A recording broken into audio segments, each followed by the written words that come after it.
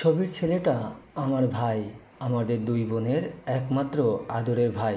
আমরা ওকে কী পরিমাণ ভালোবাসি এটা হয়তো কখনো আর তাকে বলাই হবে না। সুযোগ কই, যেদিন প্রথম আম্মু তাকে আনে বাসায়, এসেই সে আমাদের দুই বোনের গায়ে সসম্মানে হিসু করে ভালোবাসার জানান দেয়।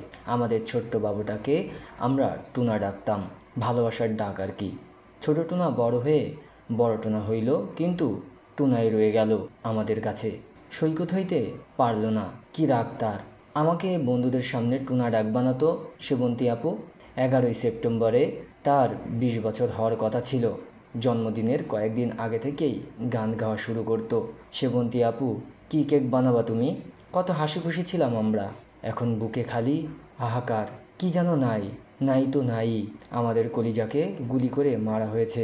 আমার ফুলের মতো ভাইটাকে ঠান্ডা মাথায় টার্গেট করে মাথায় গুলি করা হয়েছে। বাবার কাঁধে ছেলের লাশের চেয়ে ভারী এই পৃথিবীতে কিছু আছে? বিচার কাকে দিব? আল্লাহর কাছে দিলাম।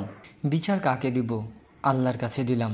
আমার আল্লাহ কখনো কারো সাথে অবিচার করতে পারে না। হাসরের ময়দানে বিচার করবে আমার আল্লাহ। আমি জানি না আমরা আর কখনো মন খুলে হাসতে পারবো কি না, ওর পছন্দর কিছু খাইতে পারবো কি না, কখনো সত্যিকারের ভালো থাকতে পারবো কি না, কিচ্ছু জানি না।